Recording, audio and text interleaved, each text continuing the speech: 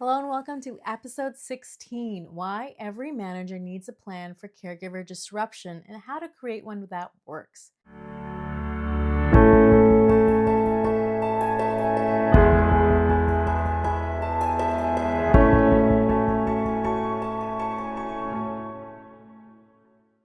I'm Dr. Anna Thomas. I'm a physician, caregiver advocate, and founder of Life Care Leadership.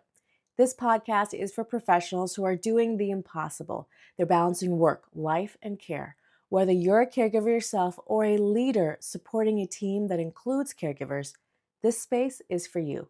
Each week, we unpack real strategies, leadership insights, and mindset shifts to help you thrive, not just survive, in the age of caregiving. Let's get into it. If you manage people, you've probably had this moment. An employee suddenly goes quiet. They're distracted in meetings. They miss a deadline. They request time off, but they don't give many details. And then you find out they're caregiving for a parent, a partner, a child, maybe for more than one person. And suddenly the question becomes, how do I support them without sacrificing the rest of the team? So today's episode is for every manager, director, and team lead who wants to plan ahead, not just react, when caregiving impacts the workplace. Now, here's what most managers don't realize. You already have caregivers on your team. Some of them are visible, most of them are not. They're getting it done, but they're running on fumes. And if you don't have a plan, the disruption will come when they're already in a crisis. It shows up like last minute leave requests, missed communication, team strain, quiet quitting, or real quitting. That doesn't make them unreliable, it makes them unsupported. And that's why every manager needs some sort of contingency plan, a simple, proactive way to keep your team steady and your employees supported. Let me walk you through this. Step 1, proactive identification without pressure. Start with culture, not confrontation. See, caregivers often won't disclose what they're going through because they don't want special treatment or worse, judgment.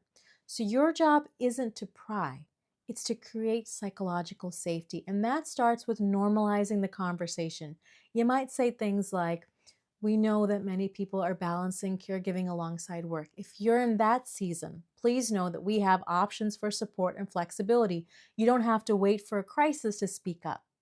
You can offer anonymous check-ins, including caregiving and wellness conversations, and you can add it to onboarding and one-on-ones because the best contingency plan starts before someone reaches a breaking point, and you won't know that unless you have those conversations. Step 2 is shared workflow clarity. Once someone shares that they're caregiving, you don't need every detail, but you do need a clear plan for how you support them and protect the team. You might ask, what tasks are mission critical for your role? What parts of your workflow can be flexed, delegated, or paused if needed? If a last minute absence happens, who's the backup? Do they know the system? That's where simple documentation can help as well, like the project status, key contacts, decision rights, preferred method of communication. You're not planning for failure, you're planning for continuity, and that benefits everyone. Step 3, flexibility and accountability framework.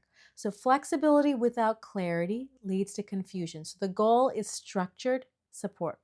This can look like an agreed upon work hours or modified schedules, setting clear check-in times every week or every day, choosing communication methods that don't add stress, like asynchronous updates via email instead of meetings. And here's the key, you got to revisit this periodically, maybe once a month, to make sure it's still working. Caregiving changes fast. So what worked in February may not work in April. So you got to keep it human, keep it flexible, but keep it structured. And that's how you protect your employee and your team. Here's what I often tell managers. If you have a maternity leave policy, if you have an emergency coverage plan, then you already know how to do this. You just maybe haven't done it for caregivers yet. And it doesn't take a full policy rewrite, it just takes some intention. So what do you do next? Here are a few ways to get started. You can use the Organizational Caregiver Culture Assessment tool, the OCA tool.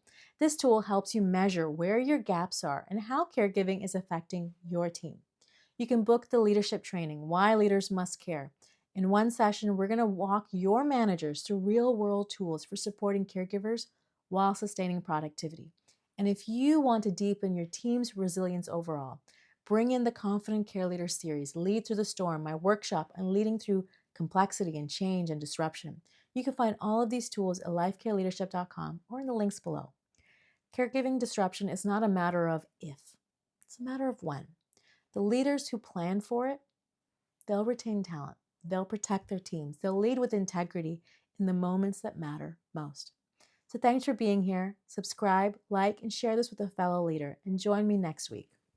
Remember, you've got this, and I've got you.